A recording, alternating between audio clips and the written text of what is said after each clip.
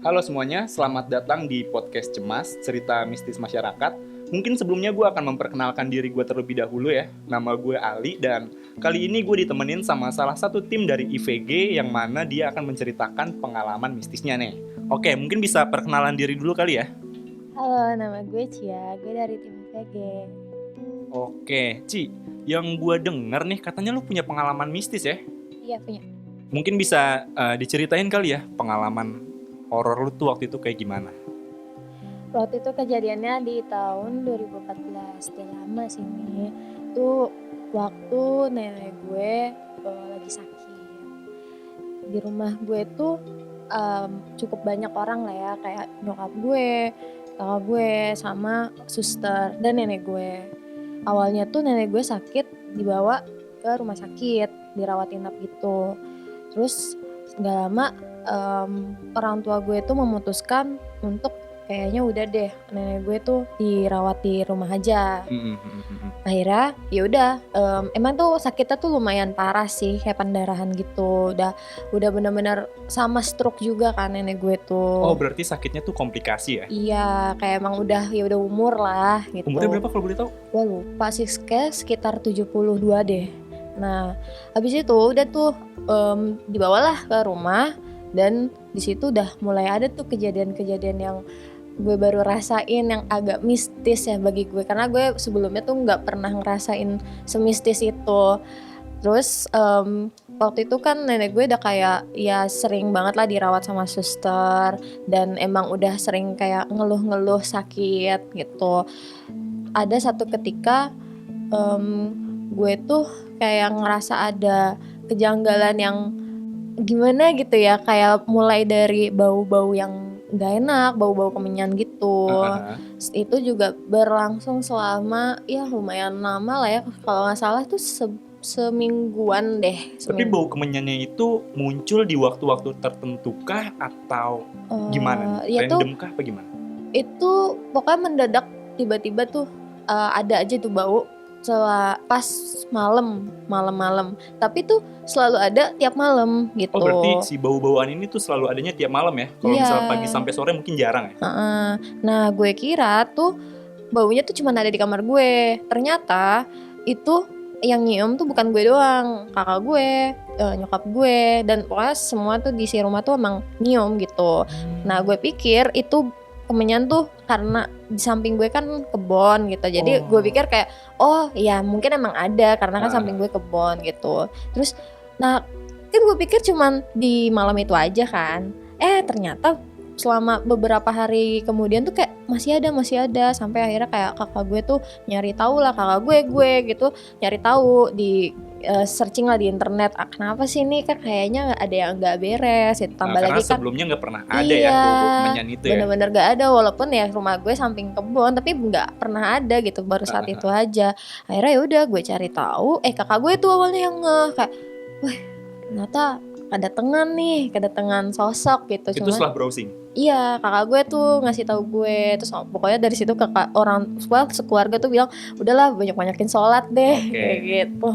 Dan kan akhirnya ya gue kan bener-bener yang gue nyium banget tuh di kamar gue gitu. Terus udah tuh selain bau kemenyan ada lagi tuh hal-hal yang emang menjanggal tuh, kayak banyak semut di kamar nenek gue gitu. Tapi gue pikirnya perasaan nggak ada makanan juga di kamar nenek gue, tapi gue nggak tahu ya ini tuh ngaruhin itu apa atau emang Kebetulan ada. aja Iya, ya? cuman maksudnya ya nggak biasanya sih semut tuh sebanyak itu gitu, kayak Dan itu selalu ada di kamar nenek lu doang? iya, kamar nenek gue doang, tembok tuh kayak berbaris gitu, banyak lah, gue kaget juga itu.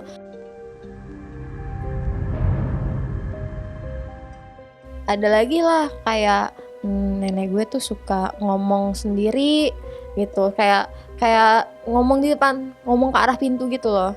Tapi Iya. bener-bener ngomong sendiri gitu? Iya, kayak ada orang lah di situ gitu. Jadi kayak seakan-akan tuh kayak emang ada yang mau nyamperin dia gitu, padahal ya nggak ada siapa-siapa. Tapi ada omongan yang lu inget nggak dari nenek lu nih selama ngomong sendiri Ya gitu. paling kayak itu kayak gitu-gitu. Tapi kayak karena kan nenek gue kan stroke kan, jadi emang kurang jelas aja ngomongnya. Cuman ya dia kayak ngarah-ngarahin tangannya itu. Nunjuk-nunjuk gitu. Terus ya kan gue juga bingung kan. Di situ kan gue masih ya tergolong masih bocah kan. Jadi kayak masih belum paham lah gitu kenapa. Cuman kan dari omongan kakak gue kayak ini kayaknya ada yang nggak beres nih gitu. Udah terus akhirnya dari situ udah kita kan kayak ya udahlah masa bodoh lah, nggak apalah itu, nggak usah dipikirin. Akhirnya ya udah ada momen dimana wah udah tuh nenek gue tuh udah kayak kayaknya udah susah nih mau bolak-balik RS juga. Jadi pas di rumah tuh ya nenek gue enggak gue nggak ngeliat semakin baik sih. Maksudnya kayak kita udah hopeless lah, kayak ya udahlah mungkin emang ada waktunya gitu. Akhirnya kayak waktu itu di satu hari gue kan tidur tuh akhirnya sama kakak gue di ruang tamu, bukan ruang tamu ya, intinya ruang tengah lah. Karena ya udahlah mau tidur rame-rame lah di ruang tengah, itu karena ketakutan bau menyan itu.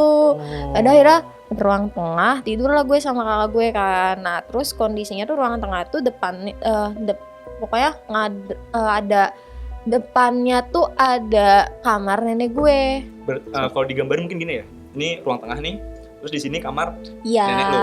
Jadi berhadapan. Jadi kamar nenek gue tuh ya view-nya ke ruang tengah itu. Nah kondisinya itu pintu kamar nenek gue kebuka dan emang kondisinya malam-malam tuh ruang tengah tuh lampunya dimatiin. Nah dan yang nyala tuh lampunya cuman kamar nenek gue doang. Di situ di kamar nenek gue cuman ada suster sama nenek gue. Tuh, ya udah tuh malam-malam ya udah kita tidur lah, nggak ada apa-apa. Cuman pas jam 3-an ya gue inget banget itu tuh gue kebangun dan serentak tuh bersama kakak lu. Iya, kakak gue juga bangun. Tapi ya udah kebangunnya kayak kebangun biasa. Cuma bener-bener kakak gue bangun, gue juga bangun. Terus ya gue kan cuman memastikan ya, akhirnya gue melihat dong kamar nenek gue, ke arah kamar nenek gue, dan ternyata suster gue belum tidur. Nah suster nenek gue tuh ngelihat tapi kayak diem aja gitu kan. Emang agak creepy sih, soalnya dia diem aja gitu loh. Tatapannya kosong gitu. Iya, kayak ya udah kayak diem, tapi ya udah emang gue ngantuk kayak bodo amat deh gitu. Terus dia ngeliat gue doang, habis itu udah ya udahlah gue tidur lagi. Pas paginya udah tuh mulai nenek gue tuh udah minta aneh-aneh, kayak ada tukang jajan, dia mau jajan bener-bener kayak ngerengek gitu deh, kayak anak kecil gitu. Tapi pas nenek lu minta jajan ini itu dibeliin kah atau gimana? Enggak dibeliin karena kayak ya mau gimana ya, karena kan gak bisa dimakan juga. Udah nenek gue udah gak bisa makan macem-macem gitu. Jadi kayak yaudah iyain aja. Terus akhirnya nenek gue tuh ngeluh ada yang sakit gitu di bagian kaki nggak salah. Ya kan nyokap gue bingung kan, yaudahlah panggil lah tuh kayak tukang terapi gitu, panggil. Terus akhirnya nenek gue diterapi gitu, refleksi lah gitu. Terus udah pokoknya dia di situ tuh kayak udah sikapnya udah aneh-aneh lah, aneh-aneh kayak banyak mau. Terus tatapannya tuh kayak udah kan udah bukan kaku ya, tapi kayak stroke gitu. Terus juga matanya tuh udah kayak takos gitu deh, tatapan kosong gitu. Terus pas direfleksi pun nenek gue sakitan gitu, agak kasihan gue juga. Dan nyokap gue juga kayak aduh salah nggak nih gue ya kalau kayak gini ke ibu gue kan. Pasti nyokap gue tuh gitu mikirnya. Cuman kayak ya itu kayaknya salah satu solusi deh, karena kan mikirnya sakit nih anggota badannya, ya udahlah direfleksi aja. Pas itu ya udah paling cuman ngeluh-ngeluh aja. Akhirnya udah tuh nggak lama sih refleksinya. Akhirnya ya si tukang refleksinya balik. Dia tuh udah mulai kayak ya dia tuh kayak udah mulai sakit, teriak. Setelah direfleksi malah makin parah. Iya. Di situ juga posisinya nggak ada laki-laki di rumah gue. Itu jadi kayak repot, bantulah tetangga segala macam, dibawa ke RS. Terus ternyata nyokap gue bilang udah meninggal di jalan. Jadi dia emang udah kayak itulah di Sakaratul mautnya lah ya. jadi kayak pas teriak tuh mungkin udah diambil gitu nyawanya Berarti si nenek lu gitu. ini meninggal pas di perjalanan sebelum nyampe rumah sakit ya. Iya, udah dingin gitu deh.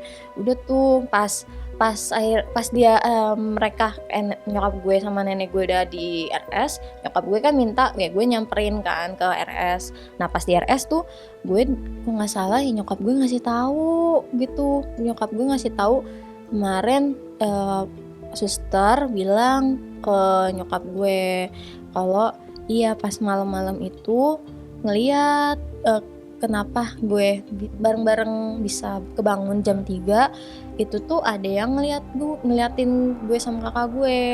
Makhluk halus gitu? Iya, pocong lah. Jadi suster gue tuh ngeliatnya tuh tampak belakang pocong. Jadi si pocongnya itu ngeliat ke gue dan kakak gue gitu.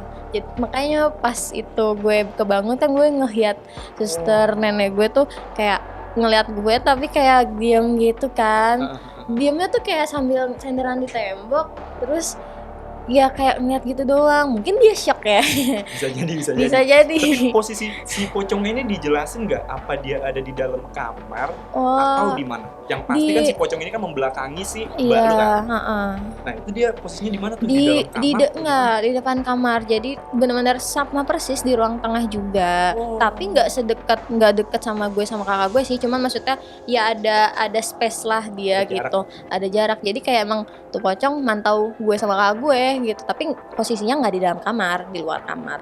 Nah, makanya dari situ tuh kayak gue langsung inilah connecting dot lah kayak pantesan kayak kemarin tuh ada aroma yang gak enak. Soalnya beberapa bulan yang lalu uak gue otomatis ya anak nenek gue ya itu baru meninggal. Terus gue juga kan tahu dari internet ya kalau itu tuh nenek gue tuh emang ada yang jemput dari salah satu orang terdekatnya dia, yaitu mungkin anaknya yang ngajak gitu. Iya gitu, entah suaminya atau anaknya itu yang ngajak nenek gue. Pantesan makanya nenek lu suka nunjuk-nunjuk ke arah pintu.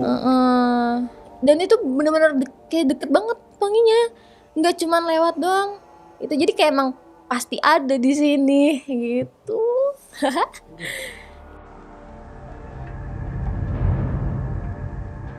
Oh iya, tapi sekarang kamar dari nenek lu ini gimana nih? Kosongkah atau gimana? Gue yang ngisi. Nah, pas banget nih karena lu yang ngisi setelah nenek lu nggak ada ya kan lu yang ngisi. Itu lu pernah mengalami kejadian-kejadian yang tidak diinginkan gak nih di kamar lu? Untungnya sih enggak ya, cuman pas bener-bener 2 hari kemudian kita tuh ngerombak kamar. Maksudnya ya walaupun itu kamar nenek gue walaupun itu kamar nenek gue ya tetap harus diisi karena kan sayang ya kalau kosong kan siapa tahu lebih parah gitu kan takutnya. Jadi kayak memutuskan udah deh gue aja yang ngisi. Nah itu atas inian lu sendiri, atas kemauan sendiri. Nyokap gue juga yang kayak ya udahlah anak kan enak lah kamar sendiri kan daripada deket. Kan awalnya tuh gue di kamar yang deket kebun itu. Nyokap gue pesen ya udah mending pindah ke situ tapi tata letak kasurnya dibedain karena nggak tahu ya ini bener apa enggak. Kalau misalkan sama takutnya ya ada hal yang tidak diinginkan gitu. Jadi kayak harus benar-benar dirombak semua, benar-benar dirombak semua. Iya, cat dirubah, terus lemari segala macem, kasur, wah udah dirombak.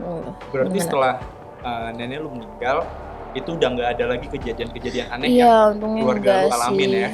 Untungnya enggak, cuman paling kayak nggak tahu ini sugesti apa enggak, paling kayak ada yang ngerasa manggil gue gitu. Tapi tuh waktu itu 1 kali doang sih, kayak bener teriak di kuping gue. Cuma nggak tahu ya itu kayak sugesti sih, mungkin karena gue lagi capek aja. Tapi kencang suaranya? Iya lumayan kencang. Gitu. Manggil gimana? Kayak cak gitu atau bisi kayak itu. Cuma itu kayak sugesti sih. Itu sih gue mah harus tetap positif aja. Iya, bisa jadi itu sugesti karena lu kecapean atau lain hal lah ya kan.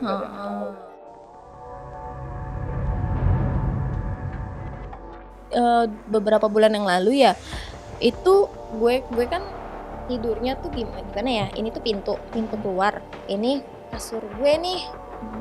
Nah, terus gue ngadepnya kan ke arah pintu berarti ya gitu. Jadi di tembok tuh tiba-tiba ada yang nyipratin air. Nyipratin air gimana? Sumpah, itu di tembok tiba-tiba kayak ada yang nyipratin. Lu tahu gak sih kalau misalkan ember disiram ke tembok Kan ada membekas. cipratannya ya. Nah, Itu kapan? iya. 2 bulan yang lalu. Iya, Ayo. gak 2 bulan yang lalu sih, tapi tahun ini.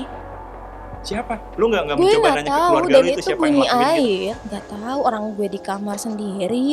Mau nanya siapa? Nyokap gue pasti nggak tahu juga. Nggak, maksudnya setelah kejadian itu pernah lu coba tanyain Ya, nggak ke ya, keluarga lu? ya gue cerita aja sih. Tapi nggak ada yang ngerasa ngelakuin itu. Enggak. Orang gue ngelihat kok. Gue belum tidur. Gue lagi itu kayaknya sekitar gue begadang sekitar jam 1:30-an. Itu benar-benar gue lihat cipratan air ya. Benar-benar kayak seret. Wah, Terus gimana tuh setelah lu Gue mengalami hal itu? ya gue shock lah. Gue Langsung diem tidur? lah. Ya nggak tidur, malah nggak bisa tidur. Terus gue langsung lihat, mungkin bocor. Tapi kan gue lihat dong atap, kan kalau bocor harusnya ada bekasnya kan. Dan nggak mungkin dari samping, nggak mungkin dari depan kan. Paling kan kalau bocor paling dari atas dan netes kan. Bukan yang di banjur gitu. Ih, sumpah itu gue masih inget banget. Gue baru inget lagi, makin inget banget gue. Gue nggak tahu itu apaan. Ya tapi semoga aja itu kejadian terakhir lo ya. Iya, Dan tapi- nggak ada kejadian selanjutnya lo gitu. Nah, di tembok itu tuh ada tas gede gitu. Tapi tasnya nggak basah. Cuman di di temboknya temboknya aja basah. Nah lo gimana tuh? Gimana tuh teman-teman tuh? Itu kira-kira siapa tuh yang nyiram Gue- airnya tuh? Masalahnya tasnya nggak basah, tapi temboknya basah. Yo. Oke, bingung ya? Ih, gue merinding banget. Oke. Ya udahlah, positive thinking aja, itu bukan apa-apa lah gitu. Iya, paling ada yang kencing kali, ada yang kencing tuh. Oke, thank you ya Cia udah Iya. meluangkan waktu lu nih untuk cerita di Sama. podcast Cemas ya, cerita mistis masyarakat. Gila, Iya. cerita lu seru banget sih. Gua nggak bisa ngebayangin kalau gua harus ada di posisi itu dalam waktu yang cukup lama, kan tadi lu bilang seminggu lebih kan. Iya. Iya, itu serem banget sih. Gue juga mau ngingetin teman-teman semua, bagi teman-teman yang ingin menceritakan pengalaman horornya gitu, bisa banget caranya DM aja langsung cerita teman-teman ke DM Instagramnya Indofitgram. Oke, sampai bertemu di podcast Cemas selanjutnya. Bye.